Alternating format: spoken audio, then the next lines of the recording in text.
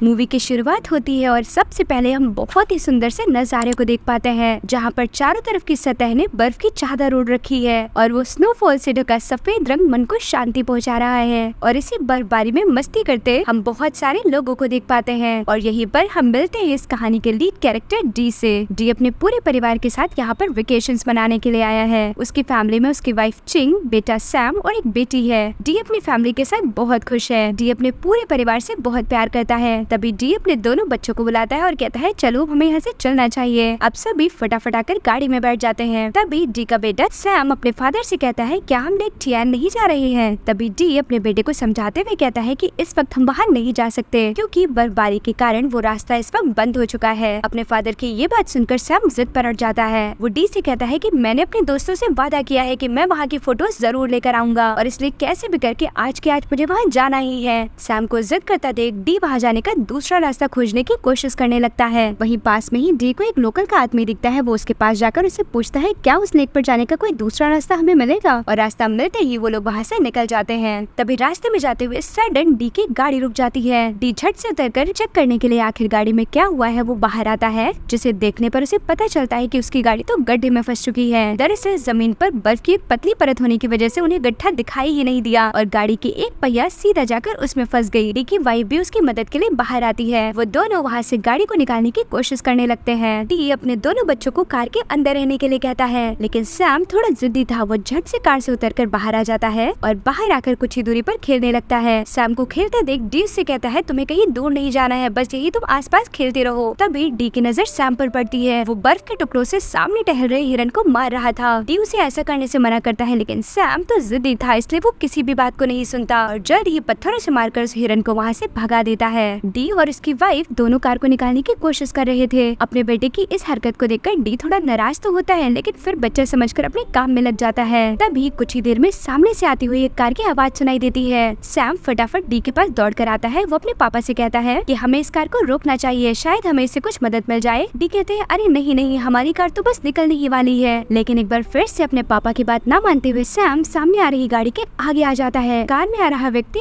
अपने सामने एक बच्चे को खड़ा देखकर जोर का ब्रेक लगाता है, लेकिन बावजूद इसके उसकी गाड़ी बर्फ में फिसलती हुई आगे बढ़ती जा रही थी। उधर जैसे ही डी की नजर सैम पर पड़ती है, वो सेकंड्स में भागता है और दौड़कर सैम को खींचकर किनारे ले आता है। लेकिन कार में मौजूद आदमी इस बात से बहुत नाराज होता है। वो तुरंत ही अपनी कार से बाहर निकलता है और डी के ऊपर बहुत चिल्लाता है। डी इस बात को बखूबी जानता था कि यहाँ पर पूरी की पूरी गलती उसके बेटे सैम की थी, इसलिए वो उस आदमी से माफी मांगता है। तभी डी सैम को डांटते हुए कहता है कि अगर मैं टाइम पे नहीं पहुँचा होता तो शायद आज एक बड़ा एक्सीडेंट हमारे सामने हो चुका होता। तभी डी सैम को सॉरी बोलने के लिए कहता है। सैम अपने पापा की ये बात सुनकर और ज्यादा भड़क जाता है और वो दोनों पेरेंट्स को धक्का देकर वहाँ से भागने लगता है। डी भी अपने बेटों की इन सारी हरकतों की वजह से बहुत परेशान हो जाता है, इसलिए वो कुछ ही दूरी पर मौजूद एक खाली घर में सैम को लेकर जाता है और वहीं उसे एक कमरे में लॉक कर देता है और उससे कहता है यही तुम्हारी पनिशमेंट है, जब तक कार सही सलामत गड्ढे से बाहर नहीं निकल आती तब तक तुम यहीं रहोगे। और वहाँ से गुस्सा करते हुए वो वापस आ जाता है। जल्द ही डी की कार बाहर निकल जाती है। अब वो अपनी बेटी और वाइफ को वहीं छोड़कर सैम को लेने उसी घर में जाता है। वो जैसे ही वहाँ पहुँचता है, उस घर का दरवाजा ऑटोमेटिकली खुला हुआ था और सैम भी उस कमरे से गायब था। डी को ऐसा लगता है कि सैम अपने शरारत के चलते अपने पापा से मजाक कर रहा है। वो सैम को आवाज लगाते हुए कहता है कि मैं वापस आ गया हूँ और देखो गाड़ी भी बाहर आ गई है, मैं तुम्हें गाड़ी से लेने के लिए आया हूँ, जल्दी से बाहर आ जाओ, अपने पापा को और ज्यादा परेशान मत करो। लेकिन बार बार ऐसे कहने पर भी जब वापस से कोई आवाज नहीं आती तो डी को घबराहट होने लगती है। वो चारों तरफ दौड़ भागकर सैम को ढूंढने लगता है। हर जगह आसपास देखने पर भी जब सैम कहीं नजर नहीं आता तो वो सबसे पहले अपनी वाइफ को कॉल करते हैं और इस बारे में सब कुछ बताता है। उसकी ये बातें सुनकर उसकी वाइफ भी बहुत परेशान हो जाती है। बहुत देर ढूंढने पर भी जब दोनों को सैम कहीं नहीं मिलता तो वो पुलिस स्टेशन जाने का फैसला करते हैं। वहाँ पहुंचकर वो दोनों अपने मिसिंग बेटे की रिपोर्ट लिखवाते हैं। वो दोनों बहुत परेशान थे और पुलिस ऑफिसर बिंग से रिक्वेस्ट करते हैं कि वो जल्दी से उनके बेटे को ढूंढ दे।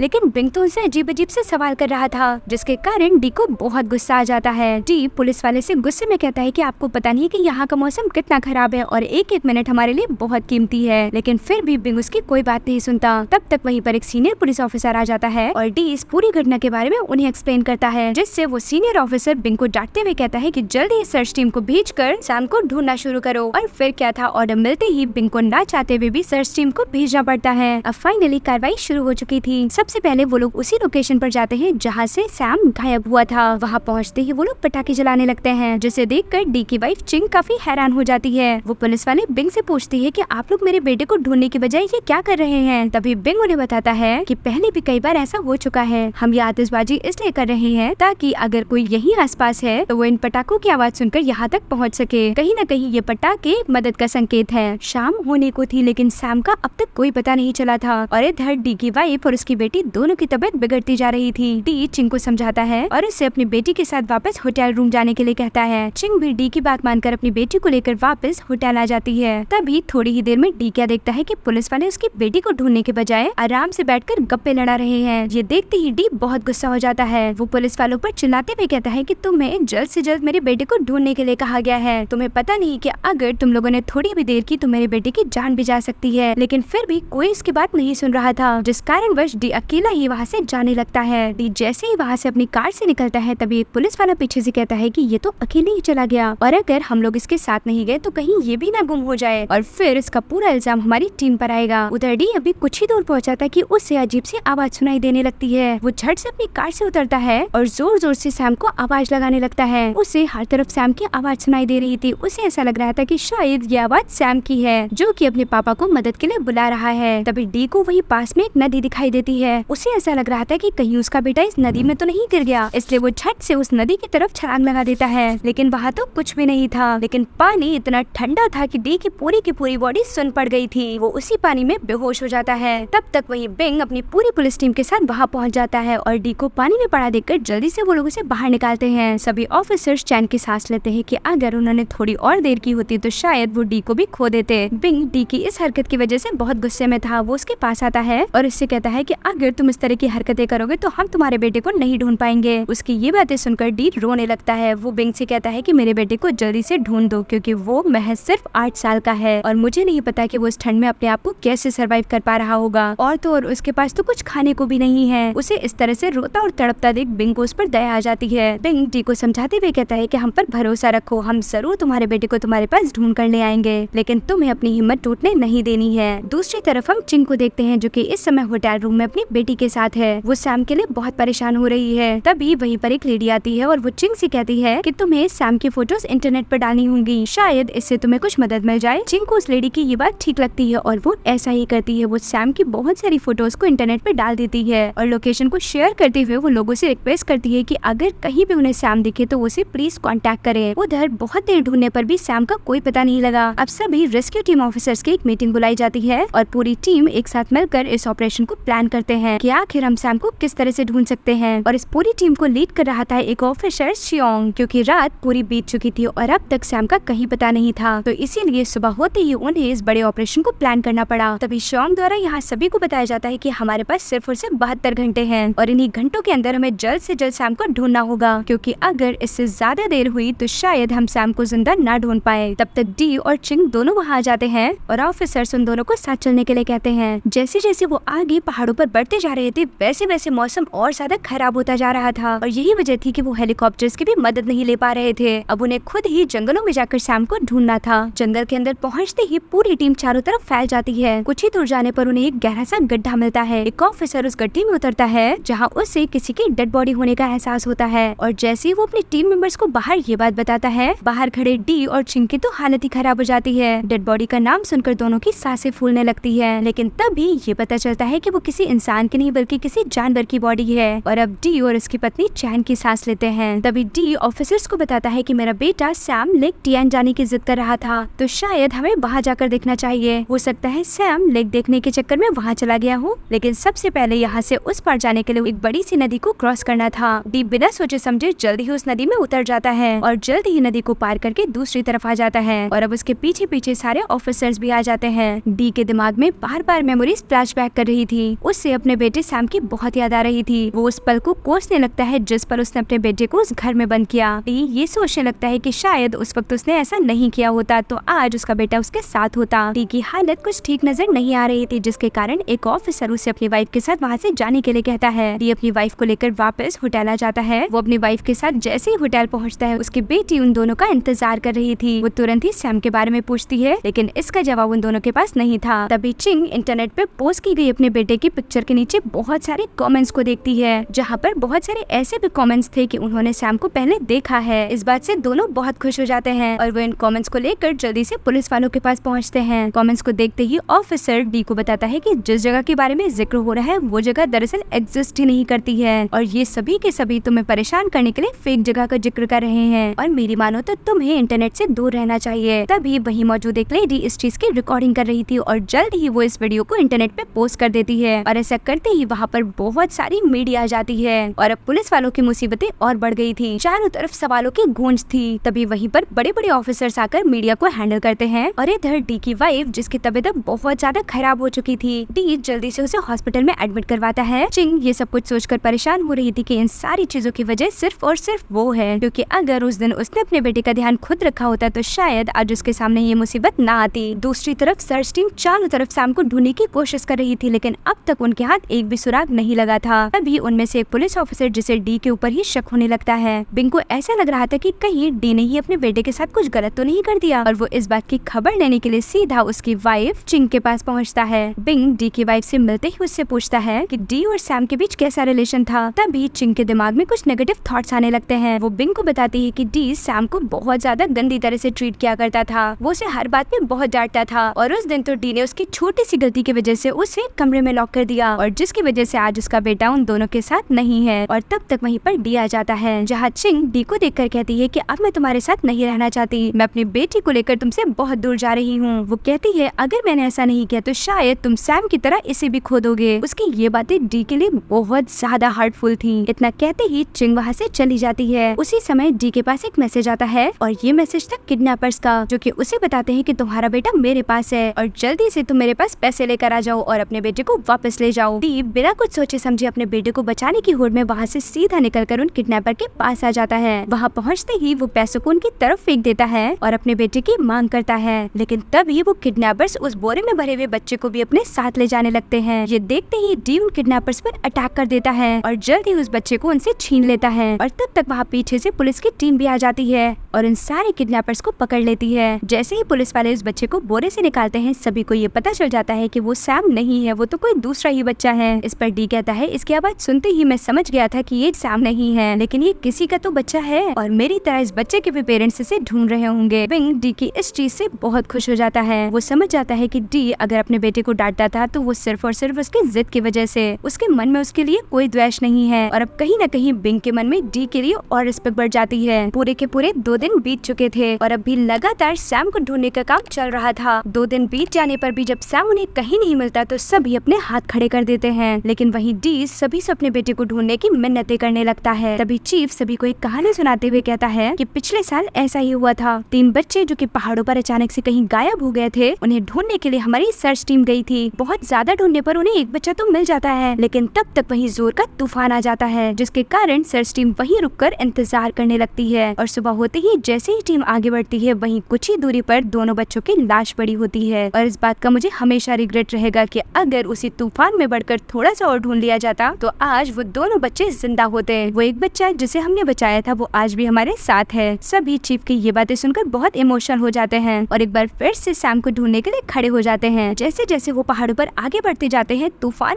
बहुत भयानक होता जा रहा था, लेकिन तब भी कोई नहीं रुकता। सभी के अंदर एक उम्मीद बाकी थी। इस खतरनाक मौसम में वहाँ पर बहुत सारे ऑफिसर्स बीमार पड़ रहे थे। तभी एक ऑफिसर को कॉल आता है जहाँ उसे पता चलता है कि एक आदमी जो कि इस वक्त हॉस्पिटल में है उसे यही कहीं आसपास से रेस्क्यू किया गया है और उसने अपने स्टेटमेंट में ये बताया है कि उसने एक बच्चे को अपनी गाड़ी में रखा था और वो बच्चा कहीं न कहीं अभी भी उसी गाड़ी में मौजूद होगा। तभी चीफ फटाफट ये ऑर्डर देते हैं कि उस गाड़ी को जल्द से जल्द ढूंढ निकाला जाए। रात को जैसे तैसे करके सभी काटते हैं और सुबह होते ही सभी आगे की ओर बढ़ जाते हैं, लेकिन तब भी उन्हें सामने से एक बड़ा सा एवलांच आता हुआ दिखाई देता है और ये एवलांच इतना भयानक था कि सभी को पूरी तरह से भागने का मौका भी नहीं मिला। कुछ लोगों ने अपनी जान बचाने के लिए चुपचाप वही दुबक कर बैठने का फैसला किया और जब तूफान शांत होता है तो बहुत सारे लोग इस तूफान में मारे जा चुके थे और बहुत सारे लोग गंभीर रूप से घायल थे। सभी को वहाँ से फटाफट हॉस्पिटल पहुँचाया जाता है और इस पूरी टीम को लीड कर रही चीफ की यहाँ पर मौत हो चुकी थी, जिसकी वजह से पूरी की पूरी टीम बहुत ज्यादा हताश थी। घायल लोगों को तुरंत अस्पताल पहुँचाकर उनका ट्रीटमेंट शुरू कर दिया गया था। एवलांच के दौरान डी भी उस वक्त उन्हीं टीम के साथ था और इसका अब तक कोई पता नहीं लग पाया था, जिसकी वजह से उसकी वाइफ परेशान होने लगती है। तभी हम डी को देखते हैं जो कि इस वक्त एक बर्फ के नीचे दबा हुआ था और वो अभी भी जिंदा था। इस वक्त डी किसी डीप थिंकिंग में था। वो अपनी वाइफ के साथ बिताए गए लम्हों को याद कर रहा था। जैसे जैसे उसके कंधों पर जिम्मेदारियां बढ़ती गई वैसे वैसे उसका ध्यान छोटी छोटी खुशियों से हटकर जिम्मेदारियों में उलझता गया, जिसके कारण वो बहुत ज्यादा परेशान रहने लगा था। डी ये तो भूल ही गया था कि उसकी पत्नी और उसके दोनों बच्चे ही उसकी असली खुशी है। वो इन ख्यालों में उलझा हुआ था कि अचानक से उसके पास एक बड़ा सा भालू आ जाता है और वो जोर से चिल्लाता है। और अब जब उसकी आँख खुलती है तो वो अपने आप को हॉस्पिटल के बेड पे पड़ा हुआ पाता है।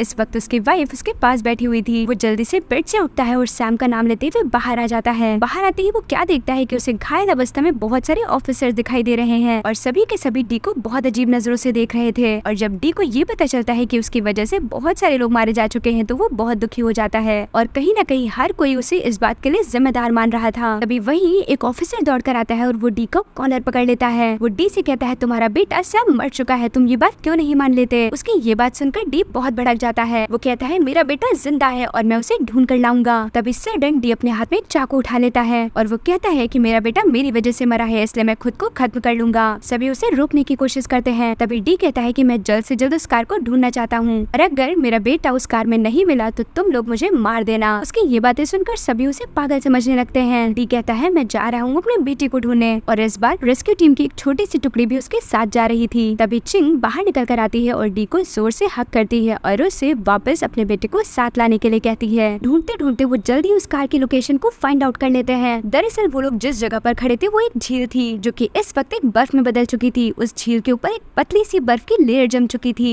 तभी एक ऑफिसर बर्फ में फिसलता है और सीधा झील के अंदर गिर जाता है। सभी ऑफिसर उसकी मदद के लिए उसे रस्सी से बाहर खींचने लगते हैं और उधर डी सैम को ढूंढने के लिए आगे अकेला ही बढ़ जाता है। डी आगे बढ़ते हुए बहुत ध्यान से चारों तरफ अपनी नजरें दौड़ा रहा था। तभी उससे वहीं पर एक कार दिखाई देती है और जब वो उसके अंदर झाँक कर देखता है तो उसका बेटा अभी भी उसे कार में मौजूद था। वो खुशी से झूम उठता है। वो जल्दी से कार के शीशे को तोड़ने की कोशिश करता है। जैसे ही वो कार की विंडो को तोड़ने की कोशिश करता है वहाँ की बर्फ भी टूटने लगती है, जिसकी वजह से वो कार उसी झील के अंदर गिर जाती है। बड़ी मशक्कत के बाद डी जल्दी से सैम को वहाँ से बाहर तो निकाल लेता है, लेकिन तभी सैम डी के हाथ से फिसलकर नीचे झील में जाने लगता है। उसे नीचे जाता देख डी घबरा जाता है और वो जल्दी अपने आप से बंधी रस्सी को खोलता है और बिना रस्सी के सैम को बचाने के लिए नीचे जाने लगता है। तब तक वहीं पर रेस्क्यू टीम भी आ जाती है और जल्दी से बर्फ में होल करना शुरू कर देती है। कुछ ऑफिसर अपने आप को रस्सी से बांधकर जल्दी से अंदर उतरते हैं, जहाँ पर उन्हें सिर्फ सैम मिलता है। चारों तरफ खोजने पर भी डी कहीं नहीं नजर आ रहा था। दरअसल दो लोगों का वेट होने की वजह से डी अपने आप को नीचे की ओर पुश कर देता है और अपने बेटे सैम को ऊपर की ओर पुश कर देता है, जिसके कारण डी झील में बहुत नीचे चला गया था और अब उसका बचना नामुमकिन था। उसने अपने बेटे के लिए अपनी जान को गवा दिया था। उधर जल्द ही सैम को ट्रीटमेंट देकर उसे बचा लिया गया था। डी ने अपने बेटे की जान बचाने की खातिर खुद का बलिदान दे दिया और जिसके साथ ही ये मूवी यहीं पर एंड हो जाती है। सो फ्रेंड्स, आपको ये मूवी कैसी लगी हमें कमेंट सेक्शन में जरूर बताएं। हमारे चैनल को लाइक करें, शेयर करें और सब्सक्राइब करना तो बिल्कुल ना भूलें। Thank you for watching the video.